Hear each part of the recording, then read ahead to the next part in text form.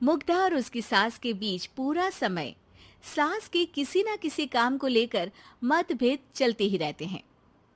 बहू, ओ बहू, जरा चाय बना दे। मुग्धा चाय लेकर आती है। ये लीजिए, और कुछ चाहिए? अरे नहीं, बस चाय पीने का मन था। जाओ, तुम दूसरा काम करो। चाय पीने के थोड़ी देर बाद सास दोबारा मुग्धा को आवाज लगाती है। अरे बहू रे, आओ बहू, जरा हलवा तो बना दे, मीठा खाने को मन हो रहा है। इसी तरह मुग्धा की सास पूरा समय कोई ना कोई काम बताकर उसे रसोई से बाहर तक निकलने नहीं देती। कभी चाय, कभी हलवा, कभी पानी तो कभी दूध, हर समय खाने को चाहिए। और उसके लिए अपने हाथ पैर बिल्कुल नहीं हिलाने। परेशान किया हुआ है इन्होंने। सास की जबरदस्ती परेशान करने की आदतों से दुखी मुग्धा एक शाम सचिन के साथ अपने कमरे में बैठी हुई बात कर रही होती है। सुनो जी, मम्मी जी की ये जानबूझकर मुझे परेशान करने की फरमाइशों से मैं बहुत फ्रस्ट्रेट हो चुकी हूँ। पूरे दिन में एक सेकंड का आराम नहीं मिलता। रसोई से बाहर कदम रखती नहीं कि बहू ये बना दे, बहुरी वो बना दे। अरे इनकी फरमाइशें चलती ही रहती है।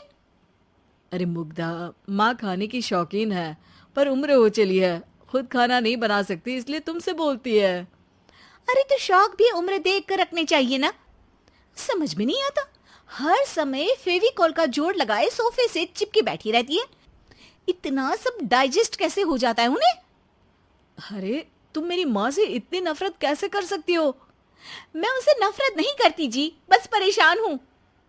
जहां मुग्धा अपने पति से ये सब बोल रही होती है, वहीं उसकी सास भी कमरे के बाहर दरवाजे से कान लगाए सारी बातें सुन रही होती है और अगली दोपहर रसोई में मुग्धा के पास जाती है। बहू, आज ना मेरा कुछ मसालेदार खाने का मन है। तो चाय बना दूं? मुझे बहुत पसंद है। अरे ना, ऐसा कर लिट्टी चोखा बना ले। और हाँ, जितना मसाला बातों में मिलाकर पति को सुनाती हो ना, सब्जी में भी वैसे ही डाला करो, खाना स्वादिष्ट बनेगा। सास की बात सुनकर मुग्धा हैरान रह जाती है। मतलब अब पूरा समय मुझ पर हुक्म चलाने के साथ बंद कमरे में हुई पति पत्नी की बीच की बातें भी सुनती है? अरे बात जब मेरी थी तो सुनने में क्या दिक्कत है? ये कहकर सास वहां से चली जाती है।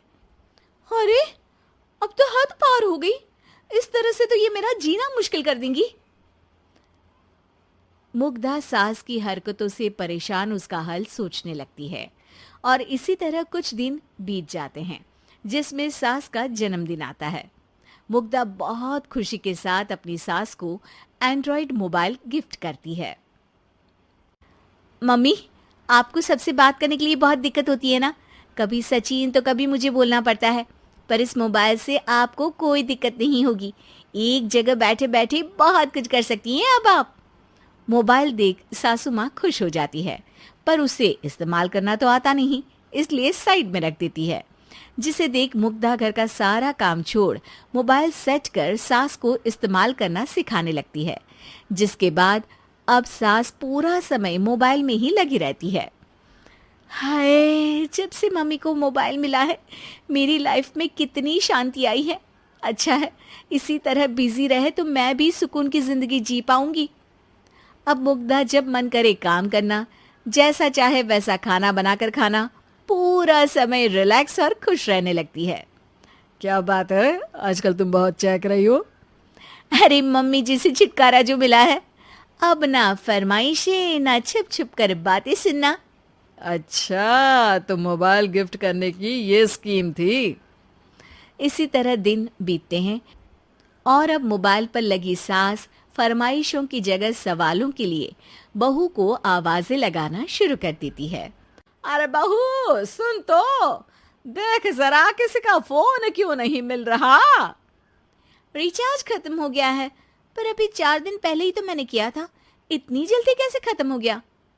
अरे मैंने कल तेरी कनाडा वाली मौसी सास से 3 घंटे बात की थी ना।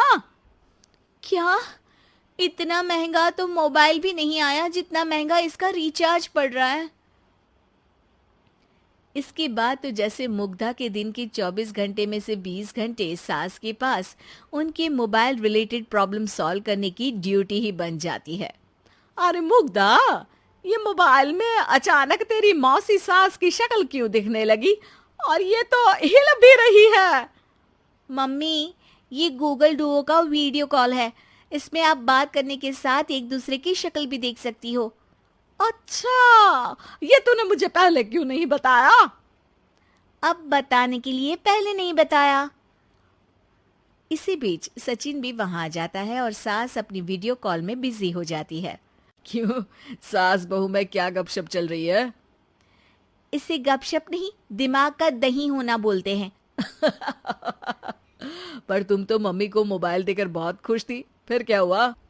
हाँ, उसका सुकून भी कुछ ही दिन मिला। अब घर के टंटे खत्म हुए तो मोबाइल की टिंग टिंग शुरू हो गई। देखो भाई, कुछ पाने के लिए कुछ खोना तो पड़ता है।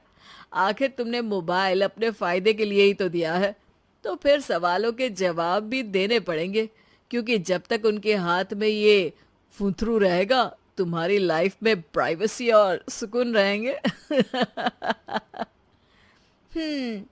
कहने का मतलब है अगर इससे प्यार बढ़े तो दाग अच्छे हैं।